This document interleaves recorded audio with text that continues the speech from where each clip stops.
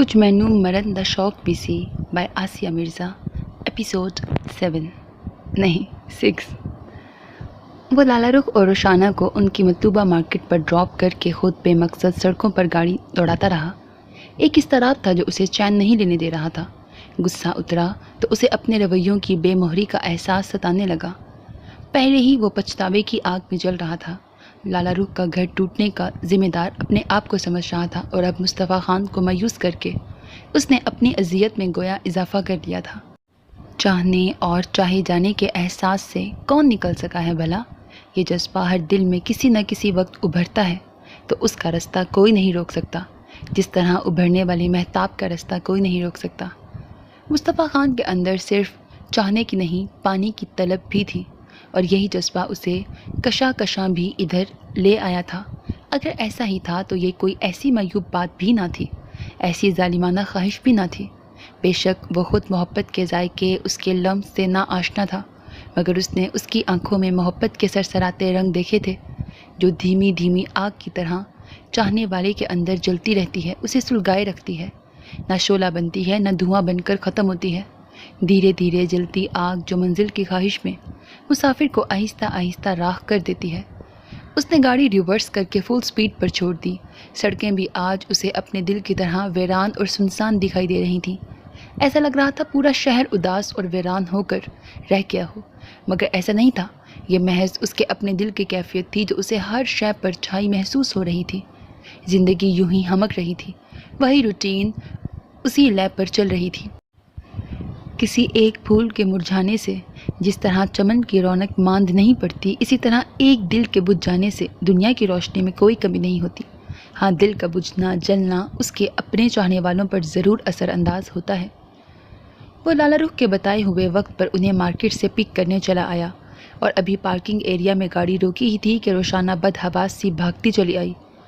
کب سے انتظار کر رہی ہوں آپ کا، حمزہ جانے کہاں گم ہو گیا ہے، لالی اسے ڈھونڈنے گئی ہیں، آدھا گھنٹہ ہو گیا ہے مگر ان کا بھی پتہ نہیں ہے۔ اتنا کہہ کر اس نے اپنے ہونٹوں پر ہاتھ رکھ کر یقیناً سسکیاں دبائی تھیں۔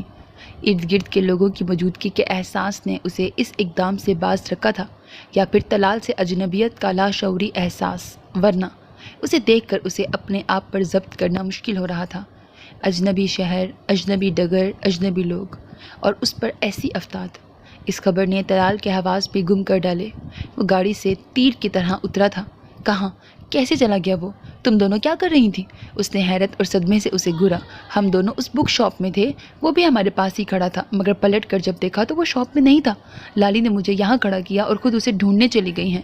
وہ اپنی مرتعش آواز کو بمشکل قابو کر پا رہی تھی۔ مائی گاڈ، کس قدر غیر ذمہ دار ہو تم دونوں۔ طلال کے اعصاب بری طرح متاثر ہوئے تھے، تاہم اس نے جلدی سے اپنا غصہ اور حواس سنبھالے اور بولا، اوکے، تم گاڑی میں بیٹھو، میں دیکھتا ہوں۔ مگر میں یہاں اکیلے؟ اس نے کچھ کہنا چاہا مگر جواباً تیز اور چپتی نظروں پر سٹ پٹا کر اپنا خوف اپنے ہی اندر اتار کر سر جھکا لیا اور گاڑی میں آ کے بیٹھ گئی۔ خوف اور وحشت اس کی رگوں میں پھیل گئی تھی۔ بہت سا رونے کے باوجود آنسو جیسے ٹھٹر سے گئے تھے۔ کوئی 15-20 منٹ کے بعد طلال کو اکیلے واپس آتا دیکھ کر اس کا دل سینے کی اتھاہ گہرائی میں ڈوب کر رہ گیا۔ تو کیا ہوا؟ لالی کا کچھ پتہ چلا؟ اور حمزہ کہاں جا سکتا ہے حمزہ؟ اور لالی کتنی بیوقوف احمق عورت ہے کہ بجائے مجھے موبائل پر کانٹیکٹ کرنے کی خود نکل پڑی۔ اس نے اس کی بات سنی انسنی کرتے ہوئے ڈرائیونگ سیٹ کا دروازہ پوری طاقت سے بند کیا اور گاڑی سٹارٹ کر کے زناٹے سے ریورس کرتے ہوئے پارکنگ لاٹ سے نکال لی۔ اب خوف سے ٹھٹرے اعصاب کے ساتھ وہ اس کی طرف دیکھنے لگی۔ اب یہ کہ سر دھنتے ہیں بیٹھ کر؟ اس نے اس کی طرف دیکھا اور ایک ٹھنڈی سانس بھری جیسے اس کی عقل پر ماتم کیا ہو۔ ظاہر ہے ڈھونڈیں گے، ہاتھ پر ہاتھ رکھ کے بیٹھنے سے تو رہے۔ اس نے جھینپ کر نظریں ونڈو اسکرین پر کر لیں۔ سمجھ میں نہیں آتا کہ حمزہ کیسے نکل گیا۔ کیا وہاں کتابیں مفت بٹ رہی تھیں کہ اس قدر غافل ہو گئی تم دونوں؟ ایک بچہ تک سنبھل نہیں سکا دو عورتوں سے؟ وہ شاید بری طرح پراگندہ ذہن ہو رہا تھا، اور بدقسمتی سے وہی سامنے تھی تو سارا غصہ اسی پر نکل رہا تھا۔ وہ گاڑی مختلف سڑکوں گلیوں پر بھگا رہا تھا کہ کوئی نشان مل جائے، روک کر ہر کسی سے پوچھ گچھ بھی کر رہا تھا، پر تھک کر سڑک کے ایک کنارے اس نے گاڑی روک دی اور سخت بے بسی کے عالم میں اسٹیئرنگ پہ ہاتھ مارا۔ اسی پل اس کی جیب میں رکھے موبائل کی بیپ ہوئی۔ روشانہ کا دل حلق میں آ کر زور زور سے دھڑکنے لگا۔ ایک موہوم سی امید کے سہارے اس نے موبائل کو دیکھا۔ شاید کوئی اچھی خبر، اب تو دل بیٹھا جا رہا تھا اور اس پر اس شخص کا سنگے ملامت مسلسل برس رہا تھا، گویا وہی قصوروار ہو۔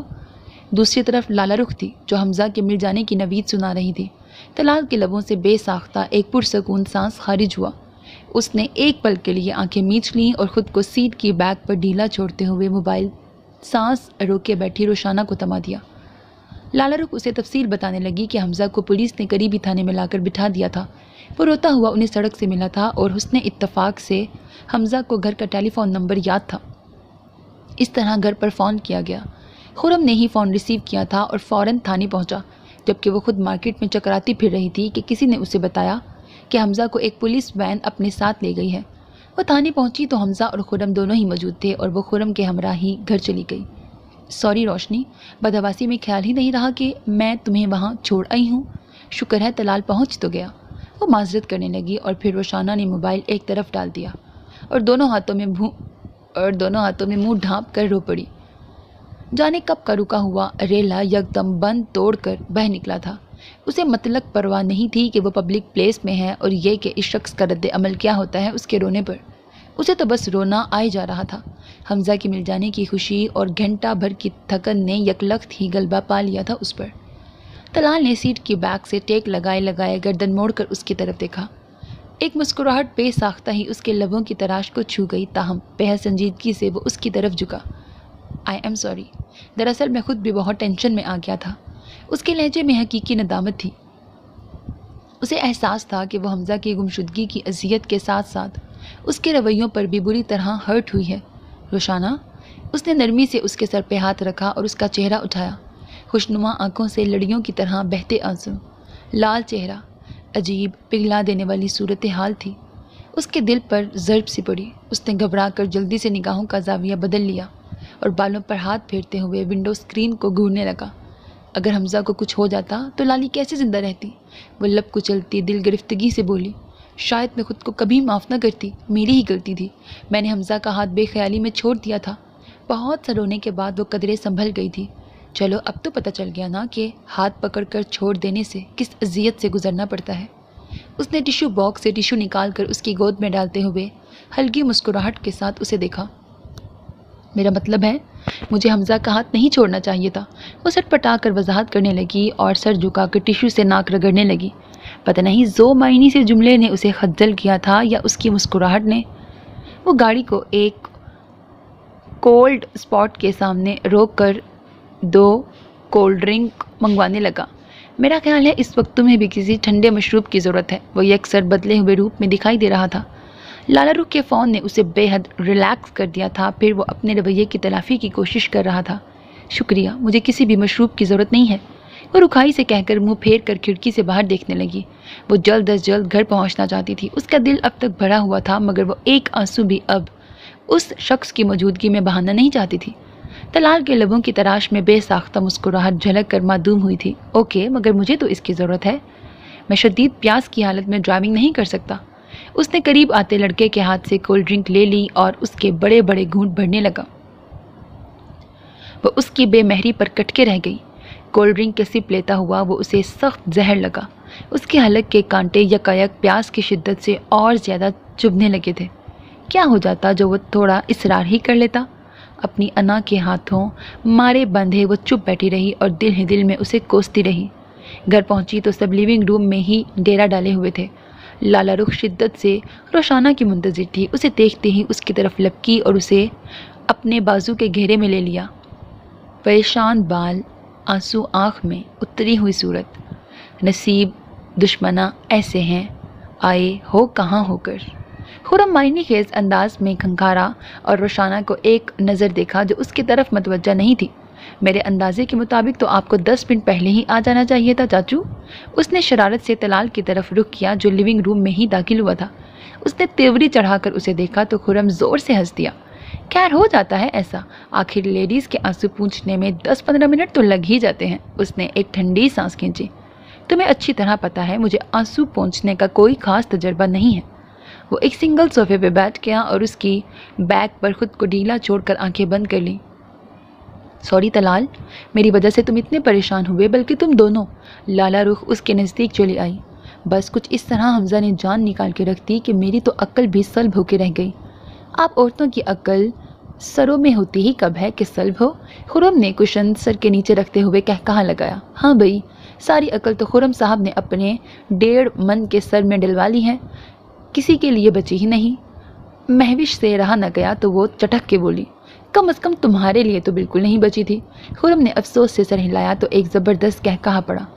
महविश ने जलकर उसके सर के नीचे से कुशन खींच लिया। नतीजतन उसका सर खटाक से कलीन से टकराया। इससे पहले कि उन दोनों के दरमियान मज़ीद मारका आराई होती, रफ़िया बेगम और आमना बेगम के आ जाने पर खुरम ने उसे सिर्फ घूरने पर इक्तफा किया। तुम जाग रहे हो मुस्तफ़ा? मोरे ने उसके कमरे के खुले दरवाजे से झांका। हाँ, आ जाइए मोरे। वो सोफे पर आड़ा तिरछा लेटा था। उनकी आवाज़ पर सीधा हो गया। मोरे उसके चेहरे पर बिखरने वाले तकलीफ दे रंग को महसूस करके दुखी सी हो गई। तुमने फ़ोन पर बताया था कि 1 हफ़्ता और रहोगे मुल्तान, और ये भी कहा था कि वहाँ से आकर मुझे एक अच्छी सी खबर दोगे कि... मोरे, कुछ बताने को नहीं है मेरे पास। जो कहा था उसे भूल जाइए। वो कुर्ते का दामन झाड़ता हुआ सोफे से खड़ा हो गया। उसकी आंखों की सतह पर ऐसा सकूत था जैसे ढलती शाम में सहरा पर सन्नाटा। बस यूँ समझ लीजिए कि मैंने एक शराब का पीछा किया था, एक साए के पीछे भागा था जो मेरा अपना ही था, और अपना साया भी कब साथ देता है मोरे। वो मजरू अंदाज में हंस दिया और कंप्यूटर की मेज़ पर आकर कीबोर्ड पर अपनी उंगलियां फेरने लगा। मोरे कर्ब आमेज तहय्युर से उसकी तरफ देखती रह गई। वो तो एक आस में बैठी थी, एक उम्मीद में फिर जी उठी थी। फ़ोन पर उनसे बात करते हुए उसने खनकदार आवाज़ में कहा था, मोरे, ऐसा लगता है मेरे अंदर बहुत से जुगनू जगमगाने लगे हैं। मुझे अपना आप रोशन होता महसूस हो रहा है। शायद ये उम्मीद का उजाला है, उम्मीद जो ज़िंदगी बख्शती है, रूह को ज़िंदा रखती है, एहसासात और जज्बों में तेल डालती रहती है। इस धचके ने मोरे को कुछ देर के लिए बिल्कुल गुमसुम करके रख दिया था। कितनी अजीब बात है मोरे, हम दुनिया को बदलना चाहते हैं, उसके निज़ाम में तब्दीलियाँ लाने के जतन करते हैं, चाँद सूरज पर दस्तरस चाहते हैं, मगर अपने ही जिस्म में धड़कते इस छोटे से खिलौने जैसे दिल पर दस्तरस नहीं पा सकते। उसके लबों पर फैली अफसुर्दा मुस्कुराहट में कदरे इस्तेहज़ाया मुस्कुराहट का रंग भी शामिल हो गया, जैसे खुद पर हंस रहा हो। मगर ये मुस्कुराहट चंद लम्हे बाद बिखर गई। दिल से उठने वाले दर्द की किसी लहर ने उसे काट डाला था। जब वक्त और हालात हमारे बस में ना रहें तो कहने वाले ठीक कहते हैं, हमें खुद को हालात के धारे पर छोड़ देना चाहिए। कभी तो हालात हमारे बस में होंगे। मोरे के हाथों के मोहब्बत आमेज लम्स ने उसके चेहरे का तनाव ढीला कर दिया। उसने चौंकते हुए अफसुर्दगी के सहर से जैसे खुद को आज़ाद करते हुए एक गहरी सांस खींची और सर उठाकर उनकी तरफ देखने लगा। हाँ मोरे, मैं भी अक्सर सोचता हूँ कि हम ज़िंदगी को बिल्कुल सादा अंदाज में क्यों नहीं लेते। उन समझदार, मुतमईन और काने लोगों की तरह, हालात के धारे पर बहते हुए लोगों की तरह। कितनी कम अक्ली की बात है कि हमारे इस तरह रहने से ज़िंदगी में कोई फ़र्क नहीं पड़ता, है ना? उसने तायीद चाही, फिर यकदम हंस दिया। फिर नरमी से उनका हाथ अपने हाथ में लेकर थपथपाते हुए बोला, आप अभी तक क्यों जाग रही हैं? तबीयत ख़राब हो जाएगी। तुम भी तो जाग रहे थे, भला मुझे नींद कैसे आती? मोरे के चेहरे की सफ़ेदी में यकलख्त बहुत उदासी और वीरानी सी उतर आई थी। वो नज़रें चुरा गया। अब बुढ़ापे में वो नींदें कहाँ रहती हैं? आ जाए तो आ जाए, नहीं आती तो सोने की 1000 कोशिश से भी नहीं आती। आप पिलो ले लिया करें ना, चलिए कमरे में चलिए। वो उन्हें थाम कर उनके बेड में ले आया। तैफी, तुम्हारे आगा जान बहुत बीमार रहने लगे हैं। मोरे अपने बिस्तर पे आते हुए दिल गिरफ्तगी से बोली तो शीशी से स्लीपिंग पिल्स, अच्छा ऊपर पिल्स लिखा था, मुझे लगा पिलो है, वो ना मिटा हुआ था। तो शीशी से स्लीपिंग पिल्स निकालते हुए उसका हाथ एक पल को ठिठका। उसने मोरे की तरफ देखा, फिर गोली उनकी तरफ बढ़ा दी। हाँ, उन्हें अब आराम की ज़रूरत है। मैंने उनसे कहा भी है कि अब वो ज़मीनों पर ना जाया करें। शहबाज समझदार भी हैं, ज़िम्मेदार भी, उनको अब क्या फ़िक्र करनी है। उन्हें और मुझे तो एक ही बीमारी है मुस्तफ़ा, मोरे ने आहिस्ता आवाज़ में कहा और निढाल से अंदाज में तकिए पर सर डाल दिया। एहसास जुर्म की चुभन हमें चैन नहीं लेने देती। आंसू यकदम उनकी आंखों से उमड़ने लगे। हमें तुम्हारी ज़िंदगी से खेलने का कोई हक नहीं था तैफी। हमने तुम्हें उजाड़ दिया, बखेर दिया। वो उठकर बैठ गई और दोनों हाथों में चेहरा ढांप कर रोने लगी। मोरे, आप अगर ऐसा सोच रही हैं तो गलत सोच रही हैं। वो हैरान हुआ, फिर अफसुर्दा होकर उनके नज़दीक बैठ गया। تم نے تو کبھی بچپن سے کوئی ضد نہیں کی، کوئی فرمائش نہیں کی۔ زندگی میں پہلی بار مجھ سے کچھ مانگا، مگر وہ بھی میں تمہیں نہ دے سکی۔ تمہیں اپنے فیصلے کی بھینٹ چڑھا دیا، تمہیں بالکل خالی ہاتھ اور خالی دامن کر دیا۔ مورے کے آنسو اس کے دل کو اذیت دے رہے تھے، وہ انہیں چپ کرانے لگا۔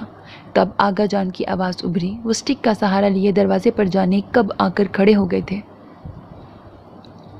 انہیں رو لینے دو مصطفیٰ، درد اور کرب کو آنسو بن کر بہنے دینا چاہیے، ورنہ یہ آگ بن کر اندر ہی اندر سب کچھ خاکستر کر دیتے ہیں، آدمی کو راکھ کا ڈھیر بنا دیتے ہیں۔ ان کا سرخ و سفید چہرہ اتنا ویران اور کھنڈر دکھائی دے رہا تھا کہ مصطفیٰ کے دل پہ چوٹ سی لگی۔ اسے تو کبھی بھی اپنے ان شفیق بزرگوں سے شکایت نہ ہوئی تھی۔ آپ لوگ آخر اس طرح کیوں سوچ رہے ہیں آغا جان؟ میں نے باخدا ایک لمحہ بھی آپ لوگوں کو قصوروار نہیں کر دانا۔ بھلا کوئی کسی کی زندگی کو اجاڑنے اور بنانے پر کب قادر ہے؟ اسے اپنے اعصاب بری طرح منتشر ہوتے محسوس ہو رہے تھے۔ ذیشانہ سے شادی آپ کا نہیں، تقدیر کا فیصلہ تھا، اور میں ذیشانہ سے شادی کر کے کبھی نہیں پچھتایا، بلکہ دکھ اور پچھتاوا تو مجھے اس بات پر ہے کہ میں اس کے لیے کچھ نہ کر سکا، اسے کوئی خوشی نہ دے سکا، اس کی مختصر زندگی میں کوئی رنگ نہ بھر سکا۔ اس نے آغا جان کو نرمی سے تھاما اور ان کے کندھے پر اپنا مضبوط ہاتھ پھیلا لیا۔ ہر باپ اپنی بیٹی کی خوشیوں کا متمنی ہوتا ہے، یہ اس کی محبت کی انتہا ہی تو ہے۔ ہاں، محبت کی انتہا ہی آدمی کو خود غرض بنا ڈالتی ہے۔ ایک افسردہ سانس آغا جان کے کھنڈر سینے کی تہہ سے نکل گئی۔ وہ پلٹ کر وہاں سے چلے گئے۔ اس نے دکھ کے گہرے احساس کے ساتھ انہیں جاتے دیکھا۔ پھر اس نے مورے کو پانی پلایا اور بستر پر لٹا کے ان کے پیروں تک کمبل کھینچ کر سیدھا ہوا تو انہوں نے اس کا ہاتھ پکڑ لیا۔ مجھے ایک بار اس لڑکی سے ملوا دو مصطفیٰ، میں اس کے قدموں میں بیٹھ جاؤں گی، اس کے پیر پکڑ کر تمہارے لیے بھیک مانگ لوں گی۔ ان کی آواز میں ایسی ٹوٹ پھوٹ تھی کہ مصطفیٰ خان کا دل سینے میں پھڑکنے لگا۔ اسے ایک پل کے لیے کھڑا رہنا دوبھر لگنے لگا۔ کرب امیز بیچارگی سے اس نے لب بھینچ لیے۔ مورے اسے التجا امیز نظروں سے دیکھ رہی تھیں۔ اس کی مضبوط کلائی پر ان کی کمزور گرفت بدستور تھی، ان کی انگلیاں کانپ رہی تھیں۔ اس کے دل کے صحرا میں ریت سی اڑنے لگی، آنکھوں میں سرد جھیلوں پر دھند چھا گئی۔ پھر ایک گہری سانس کھینچ کر اس نے اپنے اعصاب کو ڈھیلا چھوڑ دیا اور نرمی سے ان کا ہاتھ تھپ تھپا کر بستر پہ رکھ کے کمرے سے نکل آیا۔ پھر وہ لان میں چلا آیا۔ کین کی بھیگی کرسی پر بیٹھ کر خود کو ڈھیلا چھوڑ دیا۔ اسے لگا اس نے اپنے دل کی جھیل کو بڑی مشکل سے سنبھالا تھا، مگر مورے نے پتھر پھینک کر جیسے اسے ایک بار پھر منتشر کر دیا ہو۔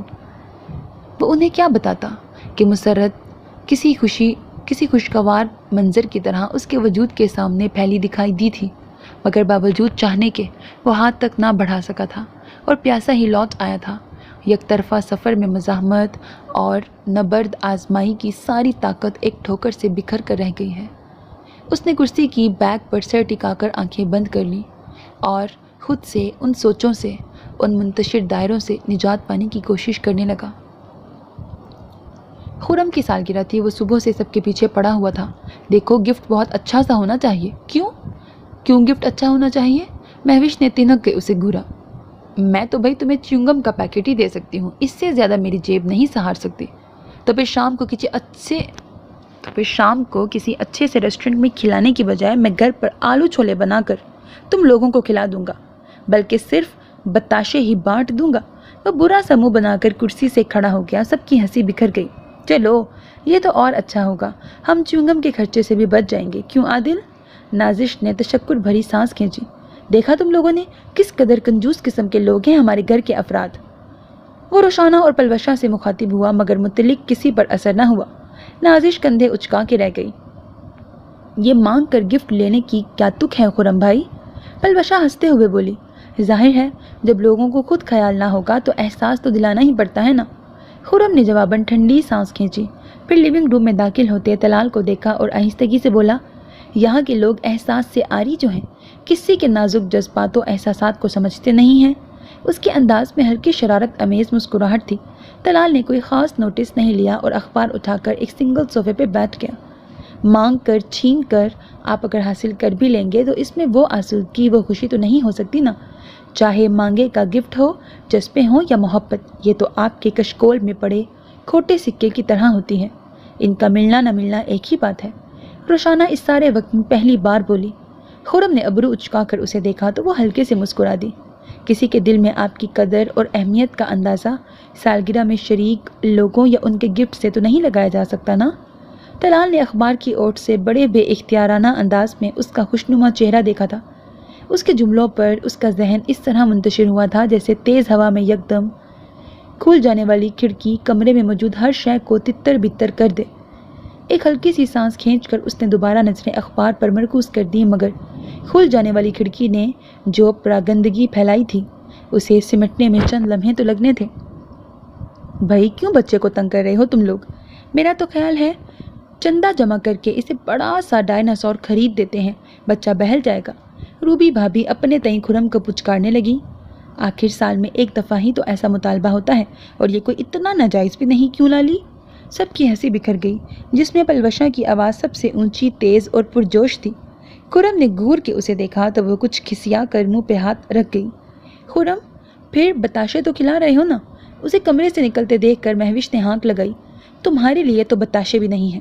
اس نے جاتے جاتے کشن اٹھا کے اسے کھینچ مارا۔ لگتا ہے خرم بھائی ناراض ہو گئے ہیں۔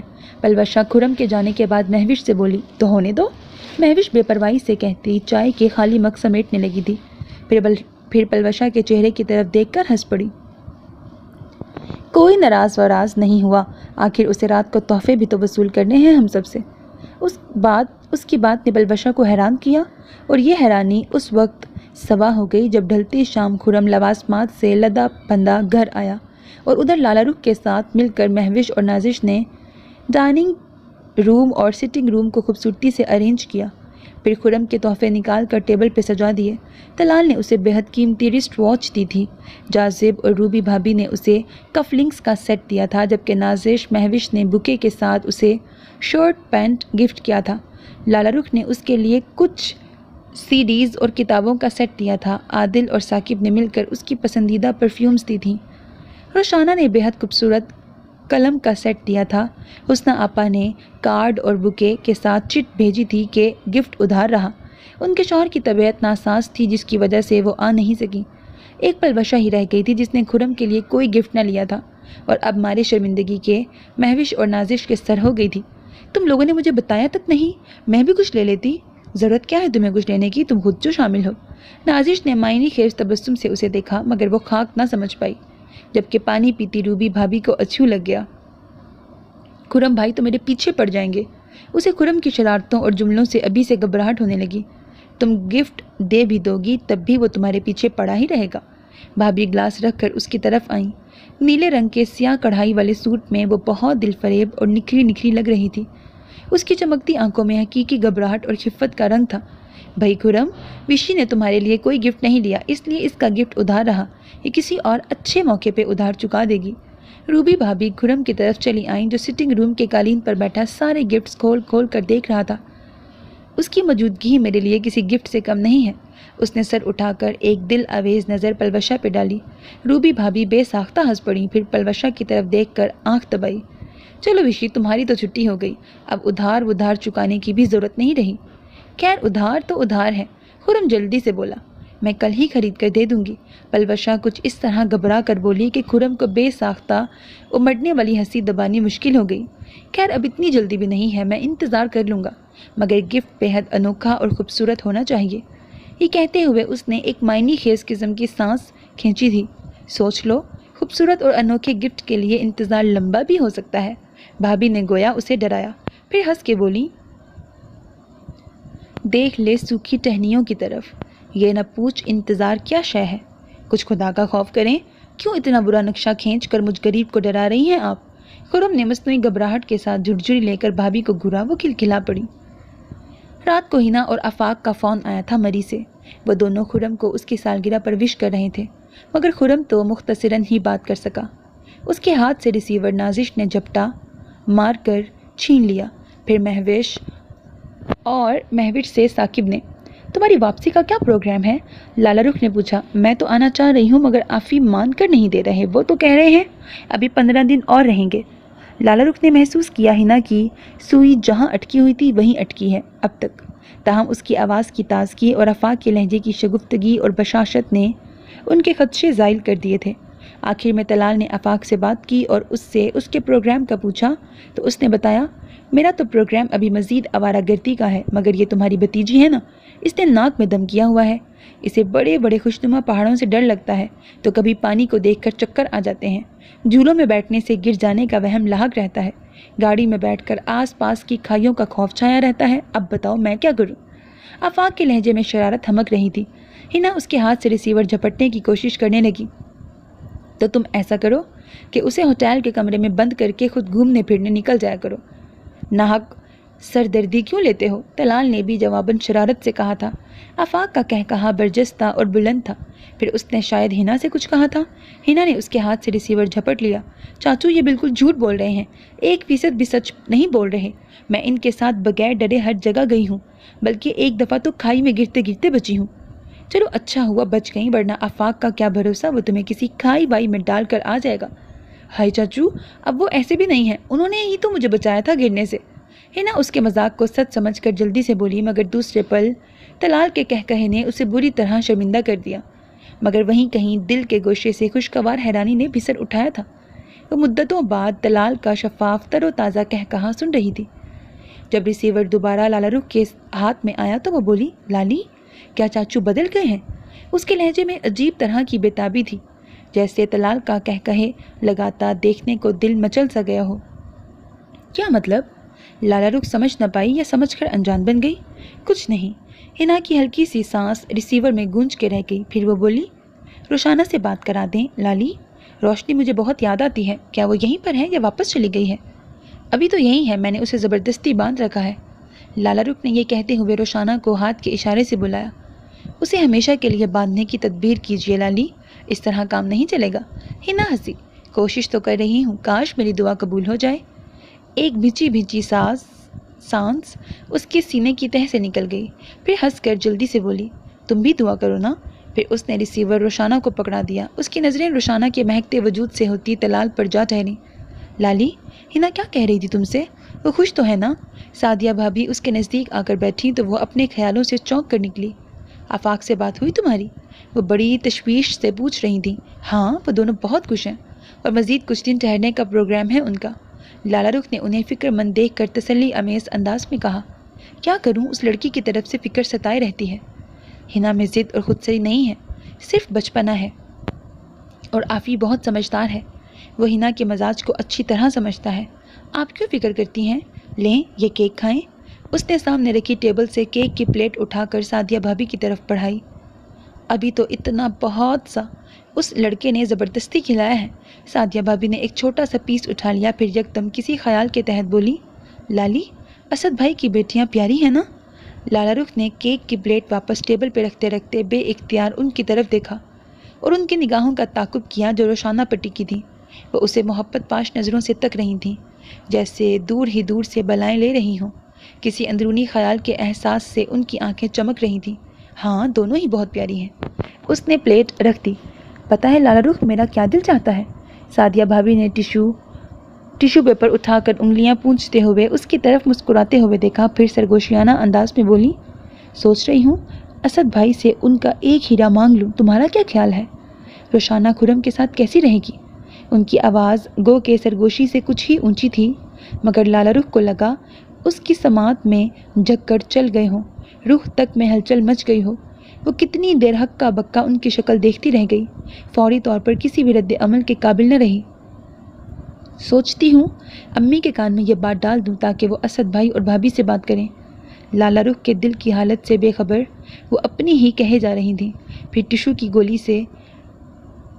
گولی سی بنا کر ٹرے میں ڈال کر ہلکی ہنسی کے ساتھ بولی، چلو ابھی تو لڑکیاں ادھر ہی ہیں تو کچھ مناسب نہیں لگتا، جاتے وقت ہی اماں سے بات کروں گی، مگر ہاں تم ایک کام کرنا لالی، روشنی تم سے بہت اٹیچ ہو گئی ہے، تم اس سے ذرا اس کا اندیہ لینے کی کوشش تو کرنا۔ جی بہتر۔ لالا رخ نے ایک گہرا سانس کھینچ کر سر ہلا دیا، پھر آہستگی سے وہاں سے اٹھ کر لیونگ روم سے نکل آئی۔ سعدیہ بھابھی کی خواہش بے جا غلط نہیں تھی، روشانہ تھی ہی چاہے جانے کے قابل، اسے بہو بنانے کی خواہش کوئی بھی کر سکتا تھا، اور پھر خرم بھی اسے بےحد عزیز تھا، مگر وہ روشانہ کو طلال سے منسوب کرنے کے خواب مسلسل اور متواتر دیکھتی آ رہی تھی، اور یوں یہ جھٹکا اس کے اعصاب کے لیے خاصا بھاری تھا۔ اسے یہ سوچ پریشان اور دکھی کر رہی تھی کہ اگر طلال نے یہی ضد رکھی تو روشانہ اس گھر میں تو آ جائے گی مگر خرم کی بیوی بن کر۔ اسے یکدم طلال کی ضد اور انا سے خوف آنے لگا۔ عموماً شدت پسندی اور انتہا پسند سوچ انسان کو بہت تنہا اور خوشیوں سے محروم کر دیتی ہے۔ خوشیوں کے جگنوؤں کے لیے اگر آپ دروازے کھڑکیاں نہیں کھولیں گے تو وہ کسی اور در پر چلے جائیں گے۔ انہیں تو کسی کے بھی اندھیرے مکان کو جگمگانا ہے، جگنو کا کام روشنی پھیلانا ہے۔ اب یہ آپ کے رویوں پر منحصر ہے کہ اس روشنی سے خود کو منور کرتے ہیں یا ان سے منہ موڑ کر اندھیرے کا سفر جاری رکھتے ہیں۔ روشانہ اسد ایسا ہی ایک جگنو تھی جو قدرت نے ان کے گھر کی طرف بھیجا تھا، اور وہ دل میں خواہش مند تھی کہ طلال اپنے دل کا دروازہ کھول کر اس روشنی کو اندر آنے دے۔ دوسرے روز سعدیہ بھابی نے اسے یاد دلایا کہ وہ روشانہ سے خرم کی بابت رائے معلوم کر لے۔ دراصل لالا رخ منتظر تھی کہ کوئی ایسا موقع ملے کہ روشانہ اور اس کو تنہائی میسر آ جائے، اور اسی شام یہ موقع انہیں مل گیا۔ وہ سب خرم اور عادل کے ہمراہ قریبی پارک میں گئے تھے۔ روشانہ خرم کے کمپیوٹر پر اپنی ای میلز چیک کر رہی تھی جب وہ چائے کے مگ تھامے اندر چلی آئی۔ پاپا کی ای میل بھی آئی ہے، وہ ہمیں بے حد مس کر رہے ہیں، اور بلبشا کے بغیر تو گھر بہت سونا لگ رہا ہے انہیں۔ وہ چیئر سمیت ان کی طرف گھوم کر بتانے لگی، چلو تم لکھ دو اسد بھائی کو کہ ہم نے ادھر رونق لگا رکھی ہے، سکندر ولا میں بہاریں اتر آئی ہیں۔ اس نے چائے کا مگ اسے پکڑاتے ہوئے ہنس کر کہا اور اس کا خوش باش چہرہ دیکھا۔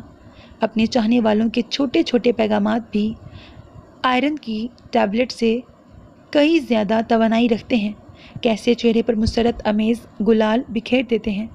آپ کے لیے امی نے خصوصی سلام بھیجا ہے۔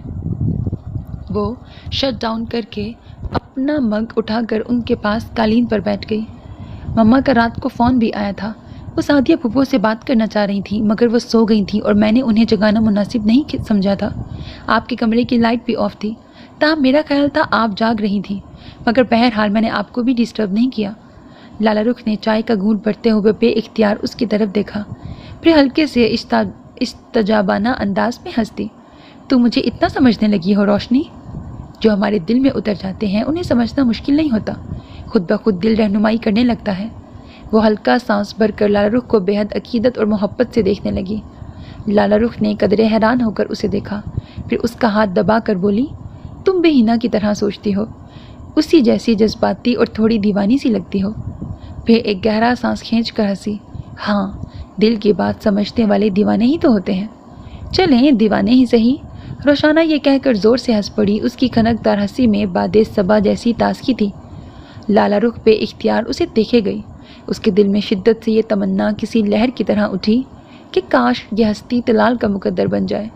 اس کے اندر کے حبس اور گھٹن کو ختم کرنے کے لیے ایسے ہی تازہ جھونکوں کی تو ضرورت تھی، مگر وہ دیوانہ کھڑکی بھی تو کھولے، ان ضد کے دریچوں سے سیاہ پردے بھی تو ہٹائے۔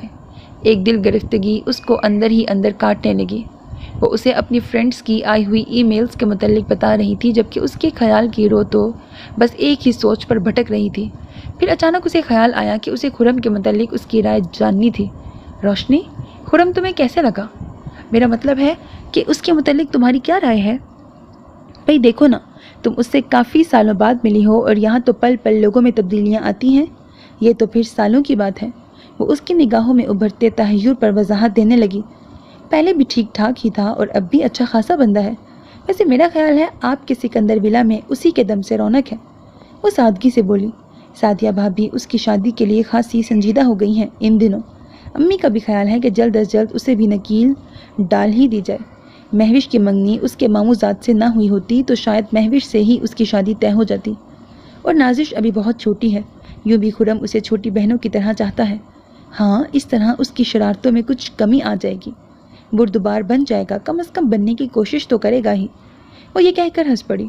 روشنی، دراصل سعدیہ بھابی تمہیں اپنی بہو بنانا چاہتی ہیں، یہ ان کی بہت شدید خواہش ہے۔ اس نے یکدم ہی روشانہ پر بام بلاسٹ کیا تھا۔ وہ تڑپ کر قالین سے جھٹکے سے کھڑی ہو گئی۔ اسے لگا جیسے اس کے دل کو خنجر کی تیز نوکوں نے چھو لیا ہو۔ اسے اپنے دل میں دوڑتا لہو رک رک کر بہتا محسوس ہونے لگا۔ یہ مجھ سے میری رائے پوچھی جا رہی ہے یا محض مجھے اطلاع دی جا رہی ہے؟ وہ دھڑکتے دل کے ساتھ مرتعش آواز میں بولی۔ लाला रुख उठकर उसके नज़दीक चली आई। उसके चेहरे पर फैलने वाले तकलीफ दे रंग ने उसे चौंका दिया था। वो नरमी से उसके कंधे को थपथपाने लगी। अभी तो राय ही पूछी जा रही है। यूं भी चांद को पाने की ख्वाहिश तो हर कोई कर सकता है ना, मगर चांद से भी तो पूछना ज़रूरी है ना कि वो किस आंगन में उतरना चाहता है। वो नए माहौल के तनाव को काटने की गर्ज से हल्की शगुफ्तगी के साथ बोली तो रोशाना मुस्कुरा तक न सकी। उसे अपने पहलू से कोई लहर उठती और दम तोड़ती महसूस हो रही थी, जैसे समुंदर की मौजें पह में यलगार कर रही हों मगर साहिल पर आकर दम तोड़ देती हों। खुरम यकीनन बहुत अच्छा है लाला रुख, मुझे भाइयों की तरह अजीज़ है, मगर मैं उसके बारे में ऐसा नहीं सोच सकती, कभी भी नहीं। उसने इस शिद्दत से नफ़ी में सर हिलाया कि लाला रुख उसे देख कर रह गई। क्यों? बेइख्तियार ये अल्फाज उनके लबों से फिसल पड़ा। क्या ये पूछना ज़रूरी है? वो सर झुका गई। हाँ, इसलिए कि सादिया भाभी को मुझे जवाब तो देना है। यूँ भी हर इनकार का कोई जवाब तो होता है, हर बात का पस मंज़र तो होता ही है, मगर मेरे पास इस इनकार का कोई जवाब नहीं है। वो रुख मोड़ कर दीवार गिर अलमारी को घूरने लगी। अगर तुम्हारे इनकार को अहमियत ना दी गई और सादिया भाभी ने खाला जान से बात कर ली फिर? लाली, ऐसा नहीं होना चाहिए। वो तड़प कर पलटी थी। उसके बदन में खफीफ सा इर्ताश हुआ। दूसरे पल लाला रुख की तहय्युर अमेज़ निगाहों से सटपटा कर उसने नज़रें कतरा ली और मुस्तरीबाना अंदाज में लब काटने लगी। हमारे यहाँ अमूमन बेटियों के इनकार को जवाज़ के बावजूद अहमियत नहीं दी जाती। तुम्हारे पास तो इस इनकार का जवाब भी नहीं है रोशाना। फिर ये कैसे मुमकिन है कि ऐसा ना हो? बुजुर्ग अपने तौर पर फैसला करके ये फ़र्ज़ तो अदा करेंगे ही। नहीं लाली, प्लीज़ आप किसी तरह सादिया फुप्पो को समझाएं। मैं खुरम को इस रिश्ते से कभी कबूल नहीं कर पाऊंगी। Please Lali, please, for God sake. यकायक उसकी आंखों से कतरे फिसलने लगे। लाला रुख को उसके चेहरे और आंखों में वही तकलीफ दे रंग, वही बेबसी लाचारी दिखाई देने लगी जो उसे हिना की आंखों में नजर आई थी। सच कहते हैं कि खुर्दबीन से भी वो चीज़ नहीं देखी जा सकती जो आंसुओं से आया हो जाती है। क्या आपकी भी यही ख्वाहिश है लाली? वो आंसुओं से भीगी बाढ़ उठाकर दिल गिरफ्तगी से पूछने लगी। नहीं, मेरी तो वही ख्वाहिश होगी जो तुम्हारी होगी। अच्छा ये बताओ, वो कौन है जिसने तुम जैसी प्यारी और मजबूत लड़की को अपना असीर कर लिया है? वो उसके कंधे पर अपना बाजू फैलाते हुए ज़बरदस्ती लहजे में शगुफ्तगी का तासुर भर रही थी। हालांकि उसका दिल अंदर से बिखर रहा था। उसे अपने ही सवाल से खौफ आ गया था। वो उनकी गिरफ्त से खुद को छुड़ाकर रुख मोड़ कर खिड़की से बाहर देखने लगी। मुझे भी नहीं बताओगी? कुछ बताने को नहीं है लाली। बहुत सी ख्वाहिशात आदमी को कभी कभी यूँ ऑक्टोपस की तरह जकड़ लेती हैं। जैसे जंगल में चलने वाले ना आशना मुसाफिर को रास्तों की पहचान ना हो तो वो दलदल या गहराई या गहरी खाई में जा गिरता है, और खाई में सिवाय दिल दोस्त तारीकी के कुछ नहीं होता। गिरने वाले को खुद भी कुछ सुझाई नहीं देता कि वो किसको आवाज़ दे, कहाँ से और किस तरह दे। उसका अंदाज़ खुद कलामी का सा था। फिर पलट कर बोली, प्लीज़ आप सादिया फुप्पो को किसी तरह समझा लें कि वो अम्मी या दादी जान से इस सिलसिले में कोई बात ना करें। ये कभी मुमकिन नहीं है। फिर सर झुकाकर कर्ब से लब दांतों से कुचलते हुए बोली, मेरे पास खुरम को देने के लिए कोई जज्बा नहीं है। मेरी तो ख्वाहिश थी रोशाना कि तुम तलाल की ज़िंदगी में आओ, उसके मुकद्दर का सितारा बनो। लाला रुख बेहद पस्त आवाज़ में अपने दिल की ख्वाहिश बिलाखिर आया कर गई। रोशाना ने झटके से सर उठाकर उनकी तरफ देखा। उसके चेहरे और आंखों में एक तड़प, जलन और दुखन उतर आई, और यही वो लम्हा था जब वो अया हो गई। मोहब्बत हमेशा अपनी गहराई से नावाकिफ़ रहती है। किसी सहरा के खुरदुरे पौधे पर उग आने वाली सहराई फूल जो अपनी खुशबू से खुद भी बेखबर और ना आशना होता है, और जब हवा के झक्कड़ चलते हैं तो वो लहरा कर अपनी खुशबू सहरा में बखेर देता है। लेकिन उसकी खुशबू महसूस करने वाला कौन होता है सिवाय सहरा के? रोशाना असद भी उस झक्कड़ से अपनी खुशबू खोल गई थी। वो खुद भी अपनी इस शिद्दत से वाकिफ़ ना थी, मगर खुरम से मंसूब होने का खौफज़दा एहसास उसे खुद अपने ही जज्बों की शिद्दत से आशना करा गया। लाला रुख की हैरत अमेज़ निगाहों पर वो बेउनवान सी शर्मिंदगी महसूस करने लगी। फिर उसके सामने से हटने लगी, मगर उसने उसे आगे बढ़कर थाम लिया। क्या ये सच है रोशनी? उसकी आवाज़ अंदरूनी खुशी से काँप रही थी। मुझसे कुछ मत पूछिए लाली, कुछ मत पूछिए प्लीज़। मेरे पास आपके किसी सवाल का जवाब नहीं है। वो बेइख्तियार दोनों हाथों में चेहरा छुपाकर बिलखने लगी। شرم، خوف، بے بسی اندر ہی اندر اسے ادھیڑنے لگی۔ ندامت کا احساس اسے چور چور کر گیا۔ لالا رخ نے اسے اپنے بازوؤں میں بھر لیا۔ وہ لرز رہی تھی، خوفزدہ اور متحوش تھی، اس انکشاف سے جو خود اس پر بھی شدت سے وارد ہوا تھا، اس آگہی سے جس سے وہ آج خود بھی متعارف ہوئی تھی۔ میں طلال کے بارے میں ایسا سوچنا بھی گناہ سمجھتی ہوں لالی، مگر میں کیا کروں، میری سمجھ میں نہیں آتا کہ یہ سب کب ہوا، کیسے ہوا۔ میں نے ایسا کبھی نہیں چاہا تھا، میں اتنی کمزور کیوں پڑ گئی لالی؟ لالی پلیز مجھے سنبھال لیجیے، میری رہنمائی کیجیے، مجھے اس راہ سے واپس لے آئیے جو میرے لیے سوائے اذیت اور رسوائی کے کچھ نہیں۔ اس کا سارا وجود ہچکیوں کی زد میں تھا۔ چند لمحے عجیب کشمکش کے گزرے۔ لالا رخ کی سمجھ میں نہیں آ رہا تھا کہ وہ اس کے یوں رونے پر افسردہ ہو یا انکشاف پر خوشی اور مسرت کا اظہار کرے۔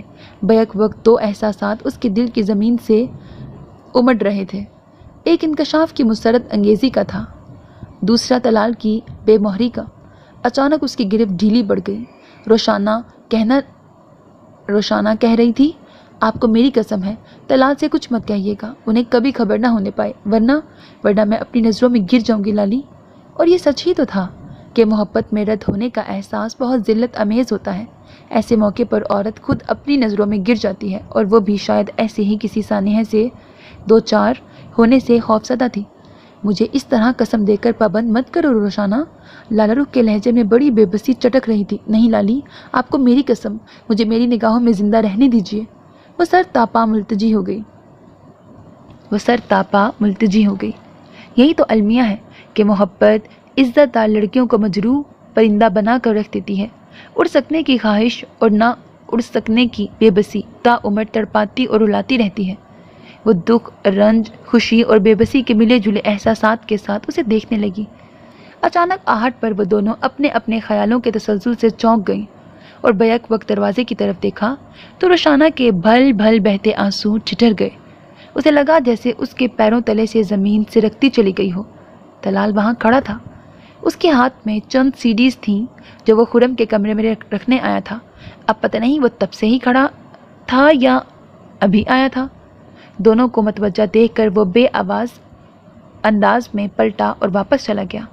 اس کے چہرے کے تاثرات سے کچھ اندازہ نہ ہوا، مگر اس کے پلٹ کر چلے جانے پر لالا رخ کا گمان ہوا کہ وہ ان کی ساری باتیں سن چکا ہے۔ اس نے ایک رنج کے احساس کے ساتھ روشانہ کی طرف دیکھا۔ اس کی بھیگی متورم آنکھوں میں خوف، وحشت اور مجروح پرندے جیسی لاچاری تھی۔ میرا خیال ہے وہ ابھی آیا تھا اور ہمیں دیکھ کر پلٹ گیا ہے۔ لالا رخ نے اسے تسلی دینے کے لیے اس کے کندھے کو ہلکے سے تھپکا۔ وہ لب دانتوں میں دبا کر پلکیں جھکا گئی، پھر کمرے سے تیزی سے باہر نکل گئی۔ کبھی کبھی بات واضح ہو کر بھی مبہم ہی رہتی ہے۔ خاموشی انسان کو چاروں طرف سے گھیر لیتی ہے۔ خاموشی کا یہ شامیانہ جب تن جاتا ہے تو بہت سی باتوں کی وضاحت بہت مشکل امر لگنے لگتا ہے۔ لالا رخ بہت بے بسی محسوس کر رہی تھی، گویا ہاتھ پاؤں کوئی باندھ کر نزدیک ہی کینچی بھی رکھ گیا ہو۔ روشانہ اپنے کمرے میں بند ہو کر رہ گئی تھی۔ جو بے اختیاری میں اس کے منہ سے نکل گیا تھا، اس پر ندامت اور شرم ساری اسے اندر ہی اندر مار رہی تھی۔ وہ اپنی تمام تر ندامت، احساس شرم ساری کو خاموشی کی چادر میں چھپا لینا چاہتی تھی، جبکہ طلال کے چہرے پر پھیلا سرد مہری کا صحرا کچھ اور بڑھ گیا تھا۔ وہ اس انکشاف پر ہونے والے جھٹکوں سے اپنی بنیادوں تک سے ہل گیا تھا۔ اس کے اندر بہت انتشار برپا تھا، ایک طوفان مچا ہوا تھا، مگر وہ بظاہر شام کے سمندر کی مانند پرسکون دکھائی دے رہا تھا، اندر لہروں کا شور و گل چھپائے ہوئے۔ اور ایسے میں لالا رخ کو اسے چھیڑنا بہت مشکل لگ رہا تھا، جبکہ لالا رخ کو یقین تھا کہ وہ ان کی ساری باتیں سن چکا ہے۔ رات کو اسے کسی پل قرار نہیں تھا۔ وہ حمزہ کو اس کے کمرے سے اٹھانے کے بہانے چلی آئی۔ وہ دیوار کے سامنے کھڑا اس کتے پر نظریں جمائے کھڑا تھا جو مصطفیٰ خان لکھ کر گیا تھا۔ تمہارے اس دوست کی مجھے کبھی سمجھ نہیں آئی۔ پہلے بھی وہ پر اسرار انداز میں چلا گیا تھا، اور اب کی بار بھی ایسا لگا جیسے وہ کچھ خفا، کچھ پریشان سا ہو کر جا رہا تھا۔ شاید تمہیں بتائے بنا۔ وہ لالا رخ کی آواز پر پلٹا اور ایک گہرا سانس کھینچ کر بولا، ہم دونوں کے درمیان کبھی کوئی جھگڑا نہیں ہوا، کوئی خفکی نہیں ہوئی، نہ نظریاتی اختلاف ہوا، تو پھر وہ اس طرح کیوں چلا گیا تمہیں بتائے بغیر؟ اسے حیرت ہوئی۔ بہت سی باتیں انسان از خود ہی اخذ کر لیتا ہے، شاید اس نے بھی کچھ باتیں اخذ کر لی تھیں اپنی طرف سے۔ خیر یہ بتاؤ کہ تم ابھی تک جا کیوں رہی ہو، نیند نہیں آ رہی کیا؟ میں حمزہ کو دیکھنے آئی تھی مگر یہ تو گہری نیند میں ہے۔ وہ اس کے جہازی سائز بیڈ کے عین وسط میں سوتے ہوئے حمزہ کو دیکھنے لگی، پھر خود بھی بیڈ کے کونے پر بیٹھ گئی اور سوچنے لگی کہ وہ بات کہاں سے شروع کرے۔ چند لمحے بوجھل خاموشی کے ساتھ سی رکھ گئے، پھر وہ بولی، طلال، کیا ایسا نہیں ہو سکتا کہ ہم ماضی کو بھول جائیں اور حال میں زندہ رہنے کی کوشش کریں؟ آخر لوگ مر بھی تو جاتے ہیں، ان پر بھی تو صبر آ جاتا ہے، پھر ہم قدرت کی طرف سے اسے ایک حادثہ سمجھ کر بھول کیوں نہ جائیں؟ طلال کے لبوں سے بے اختیار ایک بھیچی بھیچی سانس نکل گئی۔ جو کہنے آئی ہو وہ بغیر تمہید کے کہہ دو، صرف یہی کہ تم ماضی کو خواب کی طرح بھول جاؤ۔ تمہارے سامنے کے راستوں پر زندگی کی مسرتیں پھیلی ہوئی ہیں، انہیں بڑھ کر تھام لو طلال۔ چھوٹی چھوٹی خوشیاں بڑی بڑی خوشیوں کا پیش خیمہ ہوتی ہیں، انہیں بڑھ کر تھام لینے سے جی بہل جاتا ہے، راہیں آسان ہو جاتی ہیں۔ مجھے چھوٹی چھوٹی خوشیوں کو ڈھونڈ کر بہلنے کی کیا ضرورت ہے؟ میں آلریڈی بہلا ہوا ہوں، میرے اطراف بہت خوشیاں اور مسرتیں ہیں، کیا تم سب لوگ نہیں ہو؟ مگر یہ خوشیاں تمہیں مکمل نہیں کر سکتی۔ وہ دل گرفتگی سے اس کی طرف دیکھنے لگی۔ طلال کے لبوں کی تلاش میں پھیلنے والی مسکراہٹ یک لخت سکڑ گئی، چہرے کے زاویوں میں ایک تناؤ آ گیا۔ کیا کہنا چاہتی ہو تم؟ پہیلیاں مت بجھواؤ۔ اس کا لہجہ مکئی کے پتوں کی طرح خشک ہو گیا۔ ایک سرد مہری کا صحرا اس کی آنکھوں میں اتر آیا، اور یہی وہ مقام ہوتا تھا جب لالا رخ کو اپنے حوصلے کی چٹانیں تڑپتی محسوس ہونے لگتی۔ صرف یہی کہ ہم سب کی خواہش کے مطابق تم اپنی زندگی کو مکمل کر لو، شادی کر لو طلال۔ شٹ اپ لالی، تم… وہ کرسی سے کھڑا ہو گیا۔ کیوں؟ آخر تمہاری زندگی پر صرف تمہارا ہی تو حق نہیں ہے نا؟ ہم سب بھی تو تمہارے اپنے ہیں، تمہارے سگے ہیں جو تم پر کچھ حق رکھتے ہیں۔ ہماری خوشیاں تم سے وابستہ ہیں اور یہ بات تم اچھی طرح جانتے ہو۔ طلال نے اپنے اندر جیسے کسی خیال کے ابال کو دبایا تھا، پھر ایک ہلکی سانس کھینچتے ہوئے اس کی طرف دیکھا۔ کیا شادی خوشیوں کی ضمانت ہے؟ اس کے انداز میں سراسر استہزائیہ رنگ تھا، پھر سر جھٹک کر افسردگی سے ہنس دیا۔ اگر شادی ہی خوشیوں کی ضمانت ہوتی تو تم کیوں اجڑتی لالی؟ خوشیوں کی ضمانت نہ صحیح، مگر یہ ایک مذہبی فریضہ تو ہے نا؟ اس میں قدرت نے خوشیاں اور آسودگی رکھی ہے، اور پھر ہر شخص کی قسمت ایک جیسی تو نہیں ہوتی، ہر شخص کا تجربہ دوسرے سے یکسر مختلف ہوتا ہے۔ کتنے لوگ خوش آسودہ بھی تو ہیں اور آپات ہیں، وہ قائل کرتے ہوئے بولی۔ وہ بالوں میں ہاتھ پھیرتا ہوا کھڑکی کے پردے کھولنے لگا۔ یکایک ہی اسے بے حد حبس کا احساس ہونے لگا تھا۔ روشانہ بہت اچھی لڑکی ہے طلال۔ وہ اٹھ کر اس کے نزدیک آ کھڑی ہوئی۔ طلال نے یکدم چہرہ موڑ کر اس کی طرف دیکھا، مگر دوسرے پل نگاہوں کا زاویہ بدل کر چہرے کا رخ بھی موڑ گیا۔ اسے لگا جیسے اس کے دل پر کوئی بے حد آہستگی سے انگلیاں پھیرنے لگا ہو، تمام زخموں کے منہ کھل گئے ہوں اور عجیب لذت آمیز دکھن ہونے لگی ہو۔ تھکن ہوتی تو وہ یقیناً کسی کے کندھے پر سر ڈال کر اتار دیتا، مگر یہاں تو دل کے گوشے میں اضطراب تھا، احساس جرم چین نہیں لینے دے رہا تھا۔ اس کی ایسی تپش جو جھلسائے رکھتی تھی، اور وہ اس جھلستے جہان میں ایک خوبصورت اور معصوم پیاری سی لڑکی کو بھی کھینچ لیتا، اسے بھی راکھ کر ڈالتا۔ یہ کہاں کا انصاف ہوتا؟ وہ یقیناً ایک اچھی لڑکی ہے، مگر میرے پاس اسے دینے کو کچھ نہیں ہے۔ اسے اپنی آواز بہت دور سے آتی محسوس ہوئی۔ تم دل کی کھڑکی کھولو گے تو یہ گھٹن باہر نکلے گی نا؟ کسی کو اندر آنے دو گے تو کوئی تمہاری تھکن کو سمیٹے گا نا؟ تمہاری روح کو اپنی مسیحا انگلیوں سے سہلائے گا، وہ مدبرانہ لہجے میں بولی۔ مگر یہ تو سراسر دھوکہ دہی اور دھاندلی ہوئی کہ آپ کسی کی محبت کو محض اپنی روح کی تھکن اتارنے کے لیے استعمال کریں، کسی کی محبت اور رفاقت پر تجربہ کریں کہ یہ کامیاب رہتا ہے یا نہیں، یا کسی نسخے کی طرح اسے استعمال کریں کہ اس معجون سے افاقہ ہوتا ہے یا نہیں۔ نہیں لالی، یہ منافقت میں نہیں کر سکتا۔ اگر کوئی از خود اس تجربے کے لیے خود کو پیش کرنا چاہے تو… لالی پلیز، وہ جیسے تڑپ کر پلٹا تھا۔ تم تو سمجھدار ہو، بجائے اسے سمجھانے کے اسے حوصلہ دے رہی ہو۔ اس نے بڑی متاسفانہ نظروں سے لالا رخ کو دیکھا، پھر تعصب سے سر جھٹک کر کرسی پر گر سا گیا۔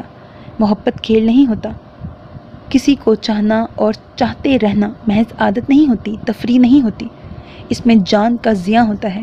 یہ انسان کو اندر سے توڑ پھوڑ دیتی ہے، اس کی ضربیں بہت ناقابل برداشت ہوتی ہیں، یہ آدمی کو ادھیڑ کر رکھ دیتی ہے۔ چاہے جانے کی خواہش اتنی لذت آمیز اور جاں فضا نہیں ہوتی جتنی چاہے جانے کی طلب میں نامرادی اذیت آمیز ہوتی ہے۔ اس سفر میں آدمی اندر تک کھوکھلا ہو جاتا ہے۔ وہ بے حد تکلیف سے بول رہا تھا۔ اس کے تصور میں مصطفیٰ خان کا سراپا لہرا گیا، اس کی سرمئی آنکھوں میں بکھرے خوابوں کی کرچیاں اس کے لہجے کی ٹوٹ پھوٹ، اس کے سفر کی رائگانی کا احساس اس کے اندر تک اتر کر اسے اس اذیت سے آشنا کر گیا تھا جیسے وہ مصطفیٰ خان کے اندر اترا ہوا ہو، یا مصطفیٰ خان کی ناآسودگی اور اذیت امیزی اس کے اندر تک اتر گئی ہو۔ یہ مجھ سے زیادہ کون جانتا ہوگا کہ رفاقت اتنی جافیزہ نہیں ہوتی جتنی جدائی جان سوز ہوتی ہے۔ لوگوں کی بے وفائی بھی تو جدائی ہی ہے نا۔ لالا رخ خود بھی ایک افسردگی کے سحر کی لپیٹ میں آ گئی۔ اس کی آواز میں اس کے اپنے ماضی کی چاپ لرزنے لگی۔ عجیب سا دکھ اس کے دل کے رگوں سے لپٹنے لگا۔ بات روشانہ کی ہو رہی تھی مگر مجروح جیسے وہ ہو رہی تھی۔ جب جانتی ہو پھر کیوں لالی؟ کیوں تم نے اس کے قدم نہیں روکے؟ اسے کیوں خرم کے حق میں دلائل دے کر قائل کرنے کی کوشش نہیں کی؟ وہ سخت برہم اور ناراض نظروں سے اسے دیکھنے لگا۔ لالا رخ ایک ثانیے کے لیے چور سی بن کر رہ گئی۔ ندامت، شرمندگی نے اس کی نظروں کو جھکا ڈالا تو گویا وہ سب کچھ سن چکا تھا۔ اگر میں کہوں کہ کوئی تمہاری تھکن بھی سمیٹنے کا خواہاں ہے، کوئی اپنی محبت سے تمہیں بھی خوشیاں بخشنا چاہتا ہے تو؟ وہ ایک دم اٹھ کر اس کے مقابل چلا آیا۔ اس کے جملے نے گویا لالا رخ کو بچھو کی طرح ڈنک مارا تھا۔ وہ سخت فہمائشی نظروں سے اسے گھور کر رہ گئی۔ ہاں، یہ تجربہ تو تم بھی کر سکتی ہو، ضروری نہیں کہ تقدیر ہر بار تمہیں آزمائی ہی۔ وہ بولا، تمہارے تجربے کی کامیابی کے بعد میں یقیناً ایسا تجربہ کرنے سے انکار نہیں کروں گا۔ بکواس بند کرو۔ وہ چڑ گئی۔ شرم آنی چاہیے تمہیں ایسی بات منہ سے نکالتے ہوئے۔ اس میں شرم کی کیا بات ہے؟ میں کوئی غیر شرعی، غیر اخلاقی یا انہونی بات تو نہیں کر رہا ہوں۔ غیر شرعی اور غیر اخلاقی نہ صحیح مگر غیر متوقع ضرور ہے۔ مجھے تم سے یہ توقع ہرگز نہیں تھی۔ کم از کم یہ الفاظ منہ سے نکالنے سے پہلے حمزہ کا ہی خیال کر لیتے۔ وہ ہتھے سے اکھڑ گئی۔ حمزہ کا ہی تو خیال کر کے کہہ رہا ہوں۔ کیا اسے باپ کی ضرورت میں توجہ اور محبت کی ضرورت نہیں ہے؟ باپ کی صورت میں توجہ اور محبت کی ضرورت نہیں ہے۔ وہ اس کے غصے اور ناراضگی سے قطعی متاثر نہ ہوا۔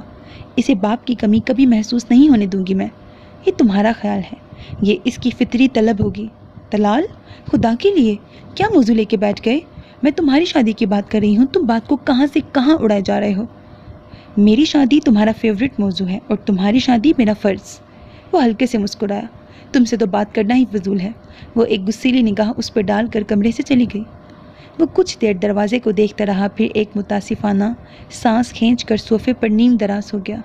اسے مصطفیٰ خان کی خوبصورت ہینڈ رائٹنگ آڑی ترچھی لکیروں کی طرح دکھائی دینے لگی۔ ہر لکیر سے جیسے خون ٹپکتا ہوا محسوس ہونے لگا۔ تمہیں مصطفیٰ جتنا کون چاہے گا لالی؟ اس کا دل مصطفیٰ خان کو شدت سے یاد کرنے لگا۔ اس کی آنکھوں میں اس نے اس کے باطن کی فروزاں چمک دیکھی تھی۔ اس کے لہجے کا بکھراؤ، امیدوں کی ٹوٹی کرچیاں اسے اپنے دل میں نئے سرے سے کھپتی محسوس ہونے لگیں۔ کچھ شہر دے لوگ بھی ظالم سن، کچھ مینوں مرن دا شوق بھی سی۔ اس کی آواز کی بازگشت اسے سنائی دینے لگی، پھر جیسے اچانک ہر منظر پر روشانہ اسد کی آبگینوں جیسی شفاف آنکھیں ابھر آئیں۔ بھیگی متورم متحوش چہرہ، اسے دیکھ کر ندامت سے زمین میں گڑ جانے والا وجود، پھر وہ سارے منظر کسی فلم کی طرح نگاہوں میں پھرنے لگے۔ جب وہ پہلی بار آئی تھی، ٹانگ کی مونچھ پر شور مچاتی، مگر اس کے تلخ و سخت لہجے پر اس کی ساری تراری جیسے جھاگ کی طرح بیٹھ گئی تھی اور اس کی شخصیت کے روپ میں دب سی گئی تھی۔ پھر جب وہ لالا رخ کے ساتھ ہوٹل میں اس کی برتھ ڈے سیلیبریٹ کر رہی تھی، مگر اس کی کج روی نے ان کی خوشی کے چراغ کو ایک پھونک میں بجھا کے رکھ دیا تھا، اور اس شام وہ لالا رخ کے لیے جذباتی ہو کر اس سے الجھ پڑی تھی، اسے بے حد تنقید کا نشانہ بنایا تھا۔ پھر جب حمزہ گم ہوا تھا تو وہ جس طرح پریشان اور خوفزدہ ہرنی کی طرح اس کی طرف دوڑی تھی، جیسے کوئی بے حد اپنے کو دیکھ کر سارا خوف وحشت بہا دینا چاہتا ہو، مگر اس کی ڈانٹ ڈپٹ پر آنسو اندر ہی اندر اتار لینا۔ قرب کے وہ چند لمحات جن میں وہ ڈری تھی، متحوش ہوئی تھی، پھر پھوٹ پھوٹ کر روئی تھی، اس سے خفا بھی تھی، اس کی طالب بھی تھی، اس کے رویوں پر ہرٹ بھی ہوئی تھی، اس کے سرد مہری پر کٹی بھی تھی، مگر اس کی توجہ نگاہوں کی ایک ذرا سی تپش سے ہراساں بھی ہو جاتی تھی۔ وہ یکدم گھبرا کر بیٹھ گیا۔ وہ حیران رہ گیا یہ سوچ کر کہ ہر منظر اس کے دل کے گوشے میں لاشعوری طور پر نقش تھا۔ اس کا ہر انداز، ہر روپ تصور کے پردے پر یوں چمکتا دکھائی دے رہا تھا جیسے سینما میں اندھیرا ہوتے ہی پردے پر موجود تصویریں زندگی میں ڈھل کر متحرک ہو جاتی ہیں۔ اس نے زور سے آنکھیں بھینچ لیں اور صوفے کی بیک سے سر ٹکا لیا۔ میں زندگی کی اداس وسعتوں میں الجھ گیا ہوں، میں لمحہ لمحہ بکھر رہا ہوں، میرے لہو میں سمٹتے جانے کی ایک خواہش سی اگ رہی ہے، ہر ایک تمنا سلگ رہی ہے، تمہیں شریک سفر بنا لوں، مگر میں دنیا کو جانتا ہوں کہ میری سوچیں حقیقتوں کے لہو سمندر میں نہا چکی ہیں۔ میں سوچتا ہوں تیرے سارے خواب ریشمی ہیں، تو میری پتہ نہیں کیا رفاقت کا بھرم کہیں بھی نہ رکھ سکے گا۔ رات بھر کی بے خوابی نے اسے اتنا تھکا ڈالا تھا کہ صبح وہ دیر سے اٹھی۔ ناشتے کی میز پر نیا موضوع چھڑا ہوا تھا۔ نازش، مہوش اور روبی بھابھی بھی یہی نظر آ رہی تھیں۔ ان کے چہرے پر بڑی خوشنما دھنک بکھری ہوئی تھی۔ یہ شورشا طلال نے چھوڑا تھا کہ اسی ہفتے وہ سب مصطفیٰ خان کی دی گئی دعوت کو قبول کر کے ملتان پھر شمالی علاقہ جا رہے ہیں۔ آمنہ بیگم واپسی کا پروگرام ترتیب دے رہی تھیں۔ یوں بھی ان کے پیروں میں اتنا دمخم نہیں تھا کہ وہ پہاڑی علاقوں کی تفریح کر سکیں۔ یہی حال رفیہ بیگم کا تھا۔ روشانہ آپی، ہم لوگ اسی ہفتے ناردرن ایریاز جا رہے ہیں، طلال بھائی نے پروگرام بنایا ہے۔ پلوشا اسے دیکھتے ہی چلائی، مگر وہ سنی انسنی کرتی چائے کا مگ بھر کر سٹنگ روم کے ایک سنگل صوفے پر جا کے بیٹھ گئی اور گرم چائے کی ہلکی ہلکی چسکیاں بھرنے لگی۔ اس کے دکھتے ہوئے سر کو یہ گرم چائے بے حد آرام پہنچا رہی تھی۔ وہ دانستہ پردے کی اوٹ میں رکھے صوفے پر بیٹھی تھی تاکہ طلال سے سامنا نہ ہو۔ کتنا مزہ آئے گا نا روشنی آپی، ہم نے پاپا کے ساتھ بھی کتنی مرتبہ پروگرام بنایا مگر ان کی مصروفیات کے باعث ہر دفعہ پروگرام کینسل کرنا پڑتا تھا۔ پلوشا اس کے پاس آ بیٹھی۔ میری پڑھائی کا پہلے ہی بہت حرج ہو چکا ہے، میں دادی جان کے ساتھ واپس جا رہی ہوں۔ اس نے اپنے پروگرام سے اسے آگاہ کر دیا۔ یہ کیا بات ہوئی آپی؟ پلوشا جیسے بدمزہ ہو گئی۔ میں تمہیں تو نہیں روک رہی، تم بے شک جاؤ۔ بہت فضول قسم کی لڑکی ہو تم روشانہ۔ مہوش بھی اس کے پاس چلی آئی۔ وہ ہلکے سے ہنس پڑی۔ میرا خیال ہے میرے ایک کے نہ جانے سے تم لوگوں کے پروگرام میں کوئی خاص فرق نہیں پڑے گا۔ یہ اہمیت جتانے کا کون سا انداز ہے؟ خرم ڈائننگ ٹیبل سے اٹھ کر پردہ ایک جھٹکے سے ہٹا کر اسے گھورنے لگا۔ میں اہمیت تو نہیں جتا رہی ہوں، میں تو نہ جانے کا جواز بتا رہی ہوں کہ میری پڑھائی۔ دیکھو، تمہیں ماموں جان کسی بڑے عہدے پر فائز نہیں کریں گے۔ تمہاری چھٹانگ بھر پڑھائی کی قطعی اتنی اہمیت نہیں ہے جتنی ہم سب کی خوشی کی ہے، سمجھی تم؟ یہ نخرے تم کسی اور وقت کے لیے اٹھا رکھو۔ خرم، سمجھنے کی کوشش کرو، فضول بکے جا رہے ہو۔ وہ جھینک کر اٹھنے لگی۔ میرا خیال ہے پروگرام کینسل کر دیتے ہیں ہم، کسی کے بھی نہ جانے سے کوئی فرق نہیں پڑے گا۔ طلال یکدم کرسی دھکیل کر کھڑا ہوا تھا۔ بے بسی سے لب کاٹ کر وہ رہ گئی۔ گرم گرم چائے کا سارا سکون غارت ہو کر رہ گیا تھا۔ لالا رخ کی حیرت امیز نظریں طلال کا جائزہ لے کر روشانہ پر جم گئی، جو سرخ چہرہ لیے چور سی بنی بیٹھی رہ گئی تھی۔ ایک عجیب سی خوشی نے سر اٹھایا تھا۔ اس بے مہر شخص کا روشانہ کے انکار پر یوں اشتعال میں آنا حیرت انگیز بات ہی تو تھی۔ اب کہو، کیا کہتی ہو؟ خرم روشانہ کو شرارت امیز نظروں سے دیکھ رہا تھا۔ دبی دبی مسکراہٹ سب کے ہونٹوں پر بکھری ہوئی تھی۔ وہ خود کو شرمندہ اور سراسیمہ سی محسوس کر کے اٹھ گئی۔ انکار کی یہ لذت اقرار میں کہاں ہے؟ بڑھتا ہے شوق غالب ان کی نہیں سے۔ خرم کی شرارت اور سب کی مشترکہ ہنسی نے اس کا دل گداز کر دیا۔ ڈائننگ روم سے نکل کر وہ جالی کا دروازہ کھول کر باہر نکل آئی اور وہیں کیاری کی سرخ اینٹوں پر بیٹھ کر بے اختیار گھٹنوں میں سر دے کر رونے لگی۔ دل کی پراگندگی کے ہاتھوں وہ بری طرح مجروح ہوئی تھی۔ عجیب طرح کی بے بسی نے اس پر غلبہ پا لیا تھا۔ میرا خیال ہے کہ آپ کو کوئی پستول کی زد پر تو نہیں لے کر جا رہا ہے جو یوں آنسوؤں کے دریا بہائے جا رہے ہیں۔ وہ ہاسپٹل جانے کے لیے نکلا تھا تو اسے کیاری کے پاس یوں روتے دیکھ کر ٹھٹک گیا۔ اس کا یوں رونا اس کے لیے حیرت انگیز ہی نہیں دلچسپ بھی تھا۔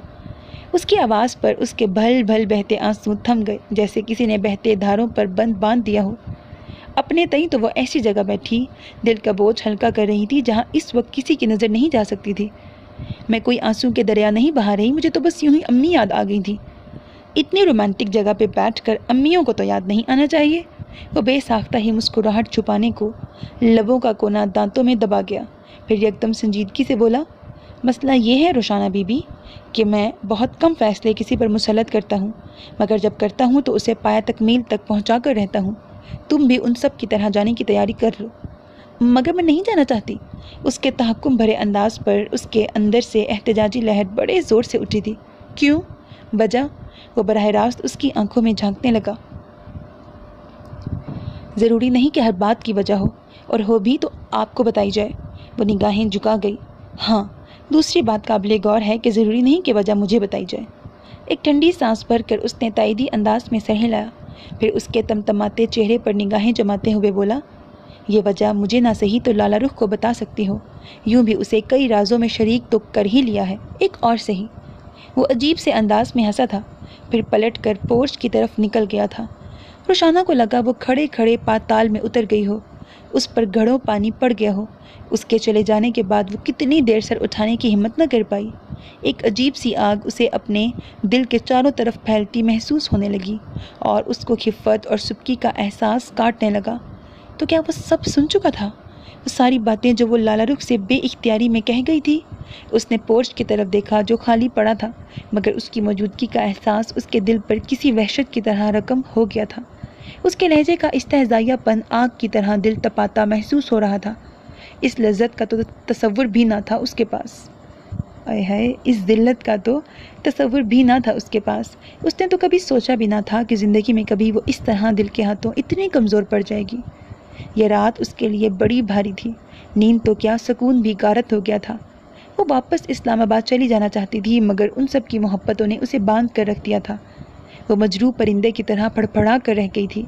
محض ایک شخص کے لیے وہ اتنی بہت سی محبتوں اور عنایتوں سے منہ نہیں موڑ سکتی تھی، ایک اپنے دل کی خاطر اتنے بہت سوں کو ناراض نہیں کر سکتی تھی۔ پلٹ کے آئے گا وہ بھی گئی رتوں کی طرح، وہ تجھ سے روٹھ گیا ہے، اسے جدا نہ سمجھ۔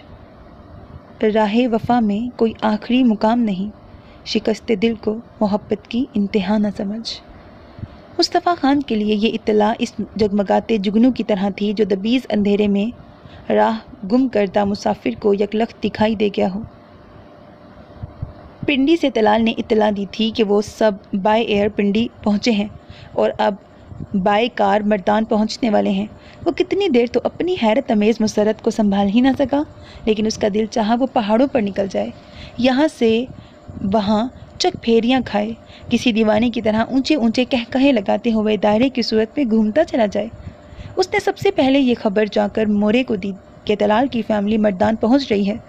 پنڈی سے مردان کا فاصلہ اتنا زیادہ نہیں تھا اور اس کے پاس وقت بہت کم تھا۔ مورے کی طبیعت کے پیش نظر اس نے خود اپنی موجودگی میں ملازموں سے انیکسی کی صفائی ستھرائی کرائی، چونکہ اس بڑی حویلی میں مورے کے علاوہ کسی خاندان کا گزر نہ تھا۔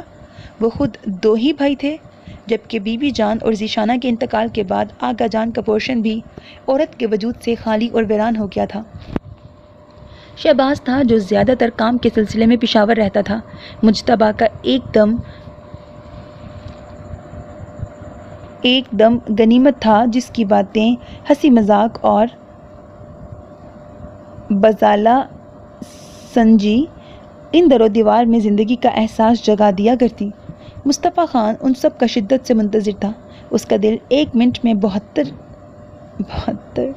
72 کی بجائے 700 مرتبہ دھڑک رہا تھا۔ عجیب سی وحشت، خوشی اور بے نام سی بے قراری اس کے وجود کا احاطہ کیے ہوئے تھی۔ وہ اس وقت ایسا الہڑ محبوب لگ رہا تھا جو اپنے دل کے مکین کو پہلی بار گھر میں آنے کی دعوت دینے کے بعد بوکھلایا ہوا ادھر ادھر پھر رہا ہو، ایک ایک لمحے کی آہٹ کو محسوس کرتا ہوا، مگر ہر آنے والے لمحے سے خوفزدہ بھی۔ مورے اس کی یہ بے قراری، اس کے چہرے پر پھیلا اجالا اور آنکھوں میں دمکتے رنگ دیکھ دیکھ کر حیران ہو رہی تھی۔ طلال تو اس سے پہلے بھی حویلی آ چکا تھا، مگر اس طرح تو لمحہ لمحہ گنتا وہ اتنا بے قرار نہ ہوا تھا۔ یہ اضطراب تو انوکھا ہی تھا، کسی سربستہ راز کی طرح دلکش مگر اجلا ہوا۔ میرا خیال ہے اب وہ پہنچنے ہی والے ہوں گے۔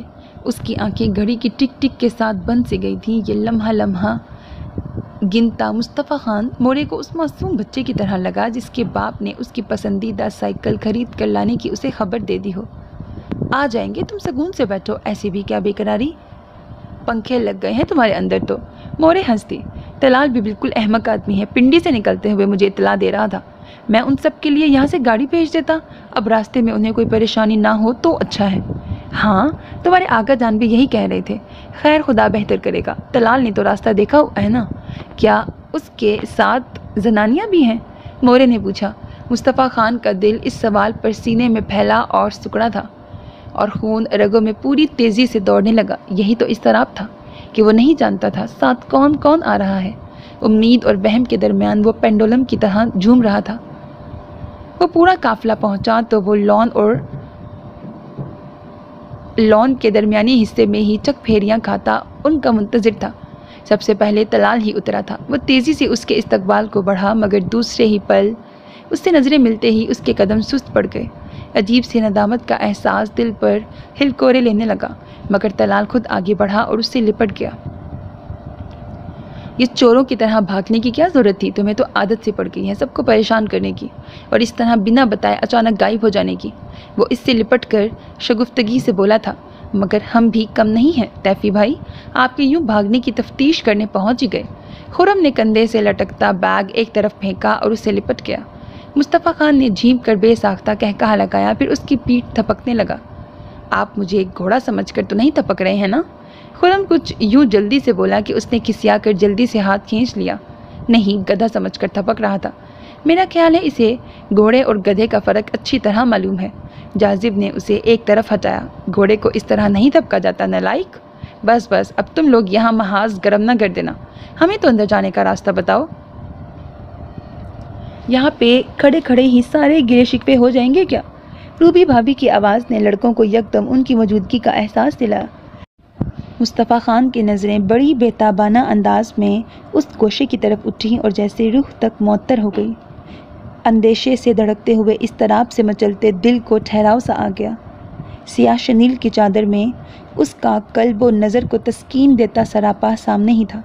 اس نے اپنے ہی جذبوں کی شدت سے گھبرا کر نظریں ہٹا لیں اور نازش کی انگلی پکڑ کر وین سے اترتے حمزہ کو آگے بڑھ کر اٹھا لیا، پھر بولا، گلجانہ بی بی، خواتین کو اندر لے جائیے۔